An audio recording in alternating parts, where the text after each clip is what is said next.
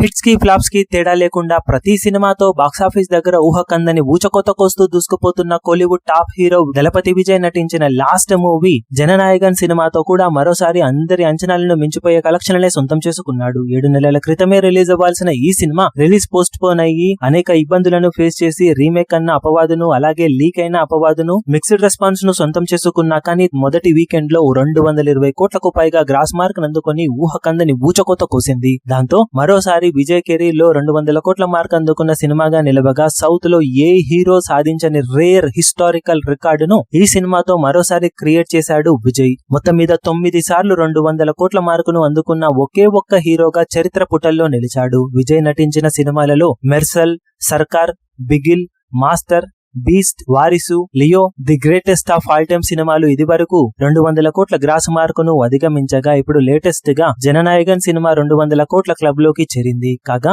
ఇక్కడ ఒక rare record నిలిచింది. మిగిలిన ఎవ్వరూ కూడా సాధించని విధంగా కంటిన్యూస్ గా ప్రతి సినిమాతో 200 కోట్ల గ్రాస్ మార్కును అధిగమించి ఈ రేర్ రికార్డును సొంతం చేసుకున్న ఒకే ఒక్క హీరోగా చరిత్ర పుటల్లో నిలిచాడు విజయ్. బహుశా విజయ్ నటించిన ఈ రికార్డును బ్రేక్ చేయాలంటే అప్కమింగ్ స్టార్స్ అందరికీ కూడా తలకు మించిన భారమే అవుతుంది. పాన్ ఇండియా మార్కెట్ ఎక్స్పాన్షన్ జరగడంతో ఒక్కో సినిమాకు ఎక్కువ గ్యాప్ ను తీసుకుని ఆడియన్స్ ముందుకు వస్తే తప్పితే విజయ్ నెలకొల్పిన రికార్డును బ్రేక్ చేయడం కష్టమే. ఇక లాంగ్ రన్ లో జననాయకన్ సినిమా ఎలాంటి కలెక్షన్లు అందుకుంటుందో చూడాలి.